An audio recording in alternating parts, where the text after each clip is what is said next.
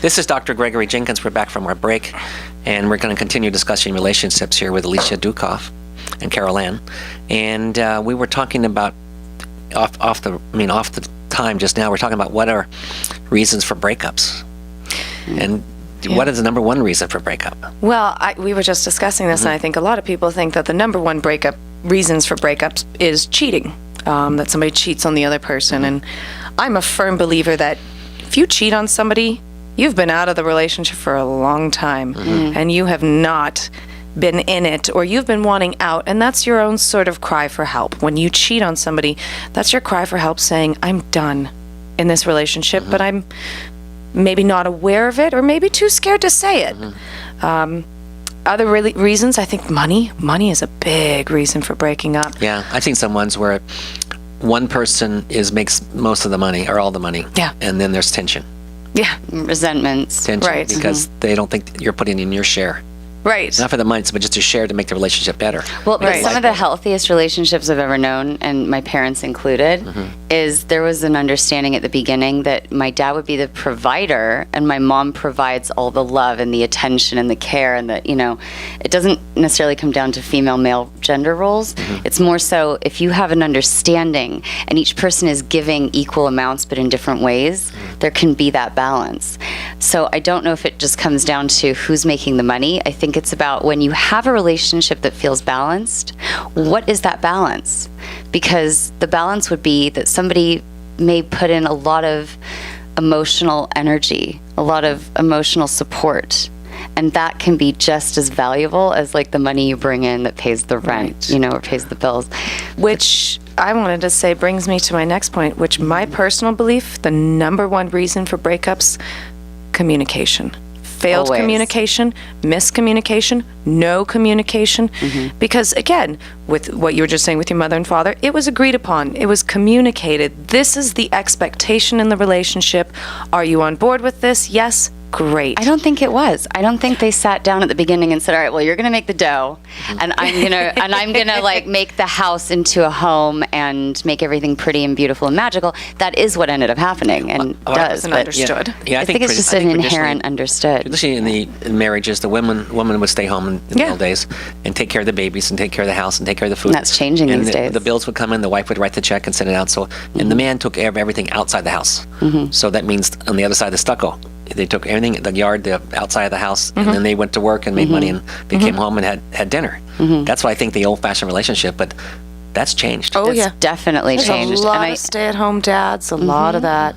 I think generally people, the ones I've seen, whatever the role is that they have, regardless of gender, they're happy with that. Okay, so it really comes down to the communication you were talking about. If the two people decide together, without having like a full conversation about it, just an inherent understanding, we're going to fit these roles together to make this a strong unit. Right. That feeling is what continues to create that balance and strengthen the whole. You think the hookup mentality from the kids now is going to hurt relationships in the future?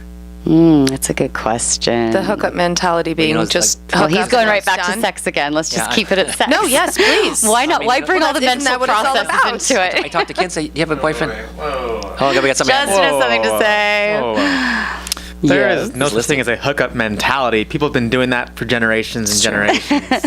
Well, they just don't talk about it. I talk to a lot of kids, and they say, "Are you going out? Yeah, you have a boyfriend? No, I just like to go out and hook up." Oh, like the Tinder. At least a dozen Tinder kids have told mentality. me that. Kids meaning 20s and below, Yeah, maybe the Tinder mentality. Yeah. So, are you telling me that wasn't going on 20 or 30 years ago? Well, I don't think they talked about it that way. Exactly. Right, because there was no Tinder, right? Because we're just in it's the digital age. Doesn't mean it didn't go on. I do. No, you know what? I do think he has a point, because I think at some point marriage and that traditional value system that was in place where you don't have sex before marriage, you date for a certain amount of time, you have to ask the father's hand in marriage, all that kind of stuff. I think that was more in place at a certain time in a certain generation than it is today, for sure. I would ask them, I said, don't you want a relationship? No, I just want to hook up. No, I don't know, it's because I think back to my 20s, and my 20s was spent with a lot of hooking up. Ooh, the 20s. I think a lot of that is, though, it's just that age where it's just going out and meeting people, and you learn so much, even though you're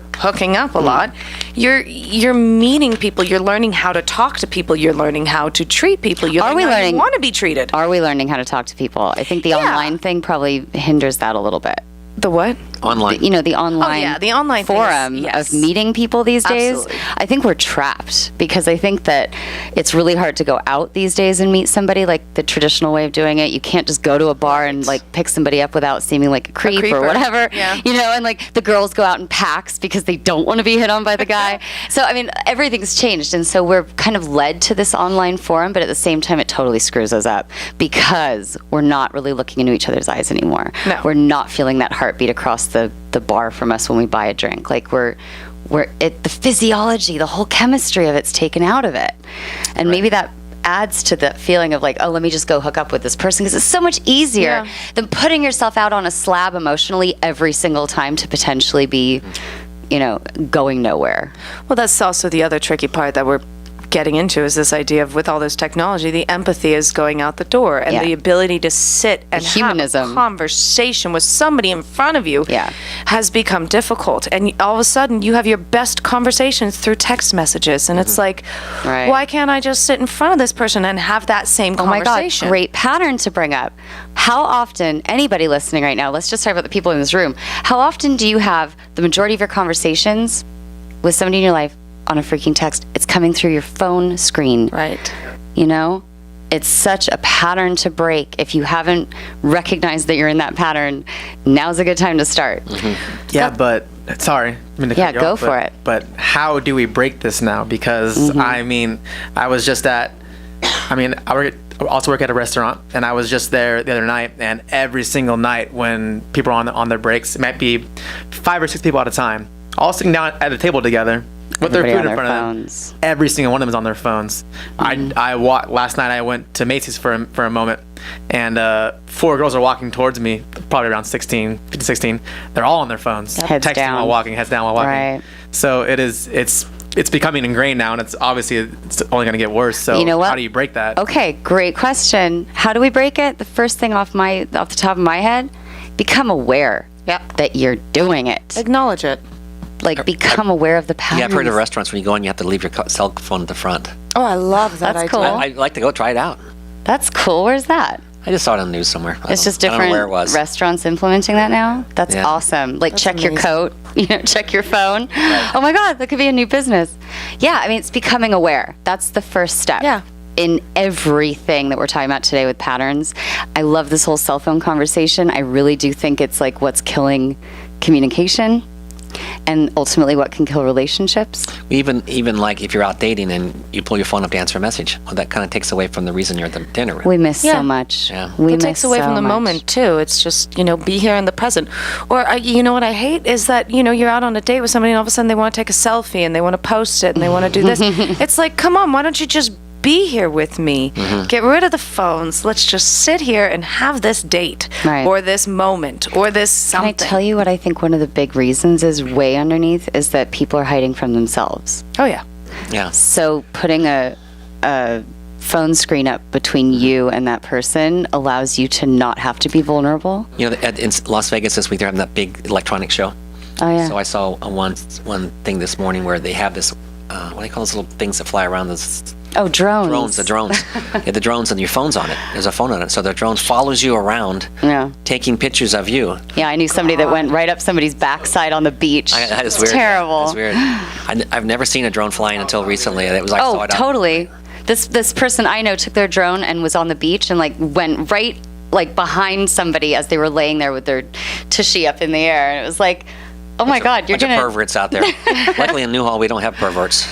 But Except for the few that went. But it disassociates us. Technology in general disassociates us from being human with other people, and this is what's happening in war today too. It's at the push of a button. We don't have to see the whites of their eyes anymore.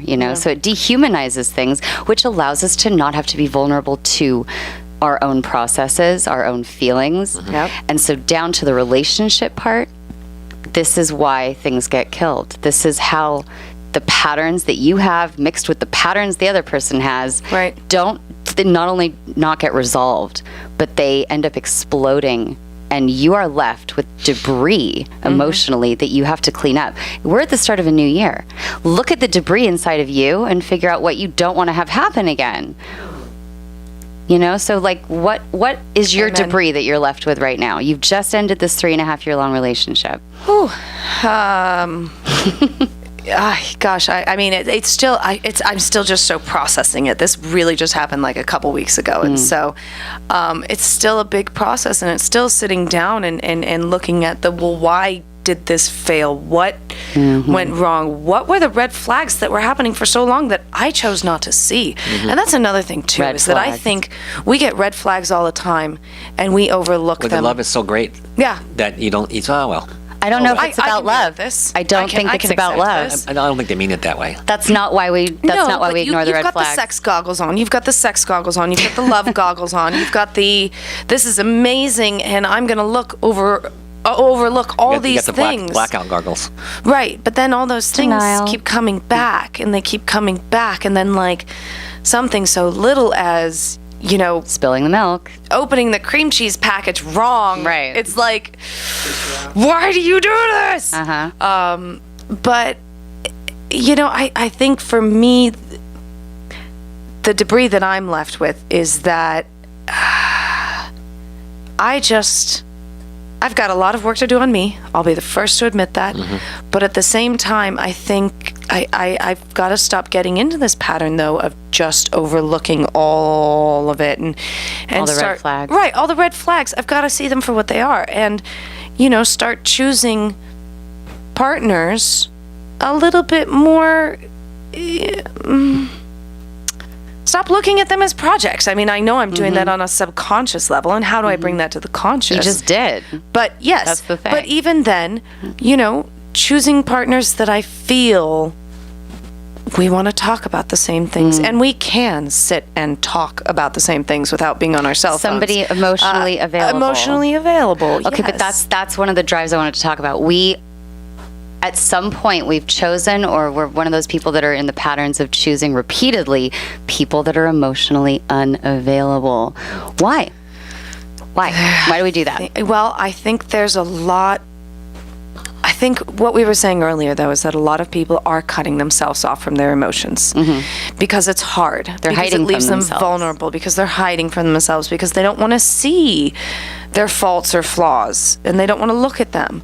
And please, in the new year, start looking at your faults and flaws. Well, I think- Start doing it. Yeah, and I think sometimes people are saying, well, you know, I'm not the perfect person either, and so I'll just deal with this person that I'm living with, or a relationship with. It's not terrible. I'm going to deal with it. A lot of people stay 'cause it's I'm easier. not perfect myself, Exactly. so why should I be choosing? I mean, that's Say that word again, Justin. complacency. Complacency. Right, and we do that because it's easier to stay in easier. something unhealthy or uncomfortable than it is to branch out and start a new path. And my God, when you liberate yourself and finally take that leap of faith and say, I gotta get out of here, you are scared. There's a whole bunch of newness in front of you, and you're like, what did I just do? You're falling Yeah. off a cliff, but oh my God, you're not being chained to a boulder anymore. Yeah. But a lot of people hold on to the boulder because they know it. You know, they know that discomfort. Safety. And there's safety in knowing, even if it's uncomfortable, there's safety in knowing that discomfort that's yours and knowing that you're hiding. Yeah. So until you can take that leap of faith and say, I'm really tired of not living my authentic self, not being truly, you know, true to myself. And I want to take that leap of faith and see what's out there for me. Right. Until you're ready to do that, you can't even look at what patterns have held you back. So that is why I love that we're starting this new year off with this show, because what better time to look at everything you want to fix from yourself in your past, not from other people that have done it to you, but from things that are deep inside of you that you want to feel whole with again in you. Why do you do these things? Why do you seek out these relationships? Start looking at that now so you can break the patterns and be whole with yourself, ultimately creating better relationships. Maybe we should keep better track of our feelings in a relationship. Because I wonder if you had some kind of spreadsheet, said, well, in the last 3 relationships, this one cheated, this one didn't do this one, this, and this, and kind of figure out, you know, what the first thing that happened that you noticed something, so maybe you can be aware of when it happens again. Yeah. Oh my in my gosh. case, you say in my case, I noticed it as soon as in the first relationship, and I cover that up. I didn't think about it until the same thing happens over and over. Eventually, you'll have a pattern of what happens, and you'll say, I know somebody who was cheated on in every relationship they've ever had.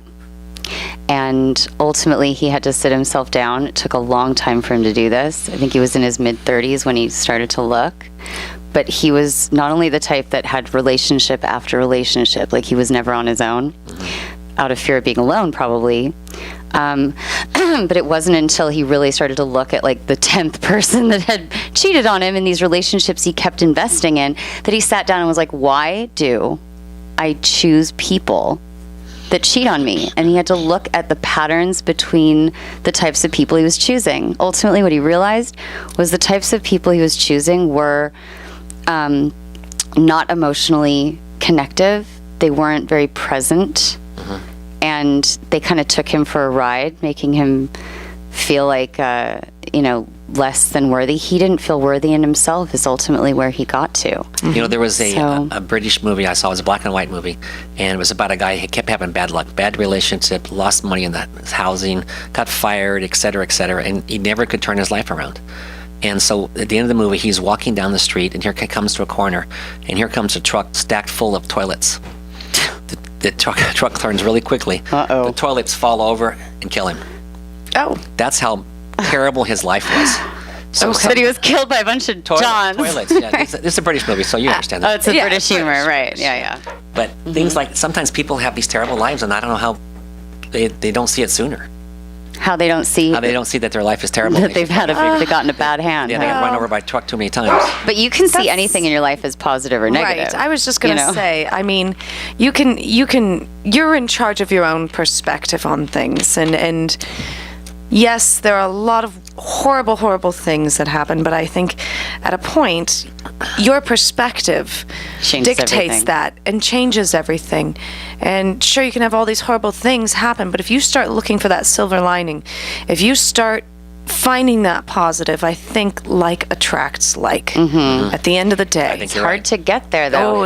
How do you restructure your thoughts from the blame mentality? It's everybody else's fault. It's the external environment's fault for the way I am, to coming back inside and owning your own stuff, for lack of a better term, and the same way a owning marathon runner trains for a marathon. You practice. You practice it every day.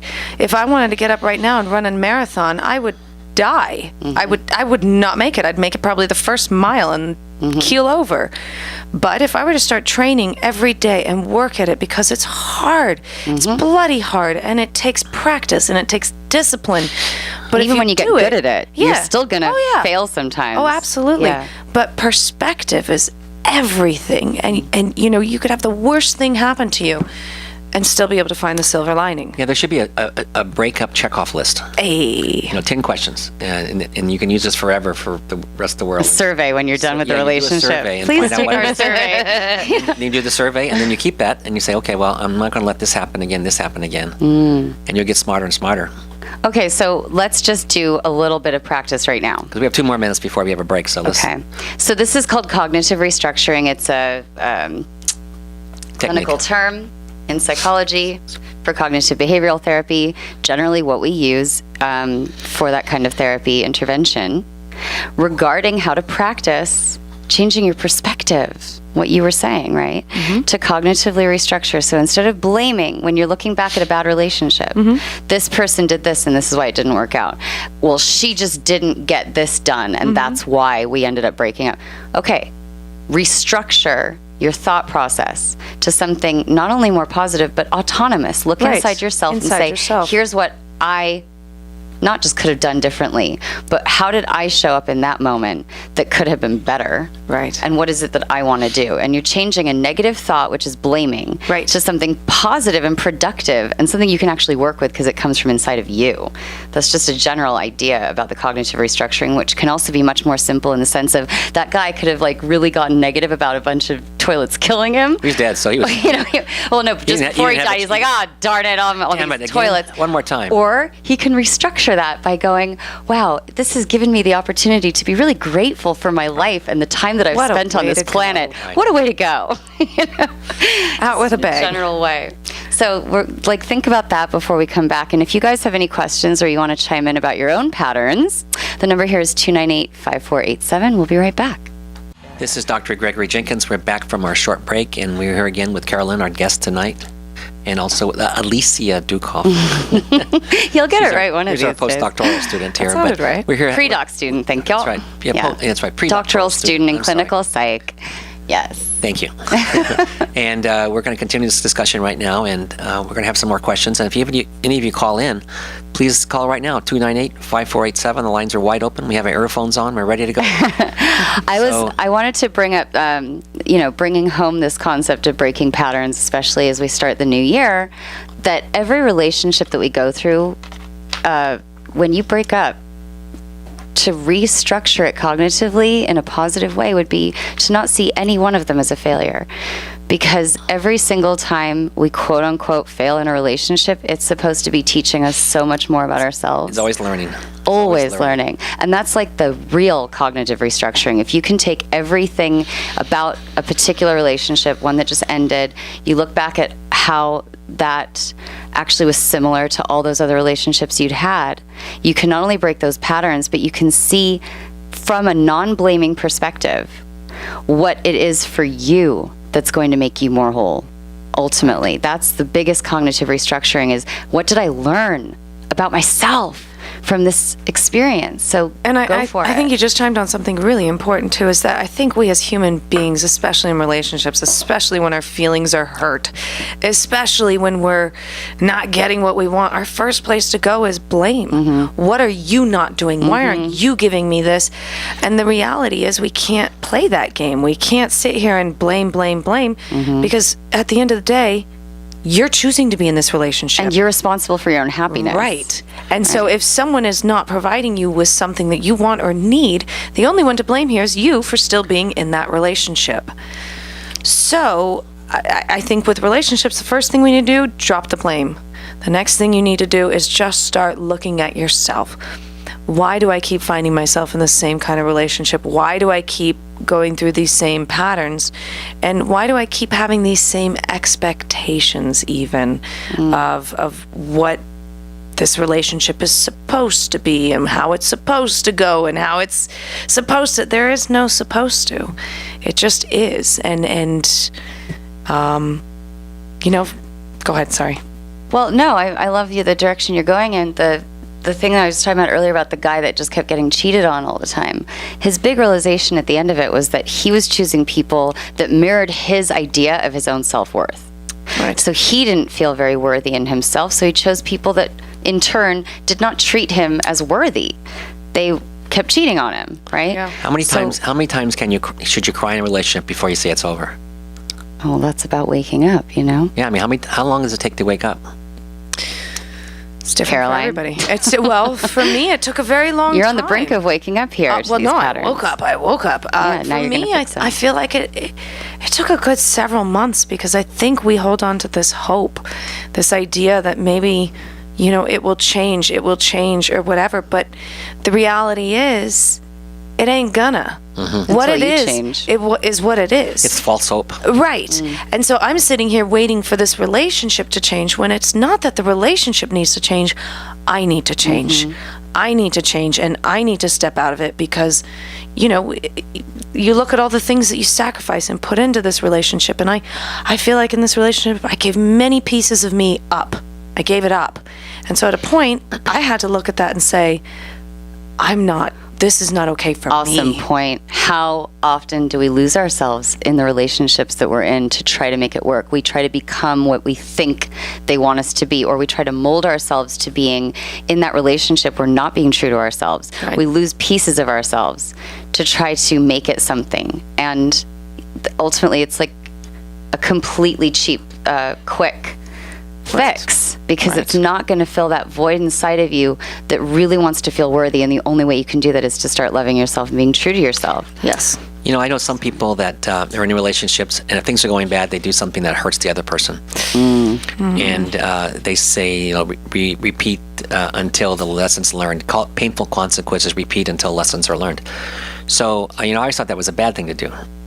But maybe they're right. I mean, Well, what do you mean exactly? Give me an example. Well, you know, you find that they're cheating on you, or they find they're taking things from you, because they're not happy with your behavior. Oh, so they do it out of like a vindictive Could be vindictive. motive? Anger, for sure, anger. Okay. Yeah, I mean, look, That's a complicated the concept of cheating is a very complicated one because people have different motives for why they do that. They're not just doing it because they disrespect you. They're not just doing it because they're not happy in the relationship. There are so many levels to cheating, but ultimately you're cheating yourself in the relationship. The more you are in there blaming the other person for what's going quote unquote wrong, you have to start coming inside yourself and figuring out what's going to make you happy is your own attention on what you want to live out, what you want to be. And if you're choosing somebody that isn't mirroring that, you know, if you stay with them, you're just holding on to that old boulder instead of letting go into the river and trusting and giving that leap of faith But to find yourself. there's no perfect relationship. Right. And it's always trial and error. And, you know, some things work better in some relations. And I think if we could develop a way to figure out what is best for this relationship, some kind of buzzwords or buzz actions or a slip of write down what you want to do, because the other side, the other person, they don't know. Yeah, identify your patterns. Right, but we're going to have to wrap this up today, unfortunately. Maybe we should do a double show. I next think time. so. You want to come back? Hey, sure. Okay. I'm always welcome. Oh my God, we could talk forever have about to. relationships, Yeah, but right? This is Dr. Gregory Jenkins on KHTS Radio, 1220 downtown Newhall. And Alicia Dukov, And pre-doc. Alicia, the doctoral student, yes. And Carolyn, thanks for coming. It's really been good to see Thank you you so again. much. Thanks so much for coming. And we'll be back next week. Thank you.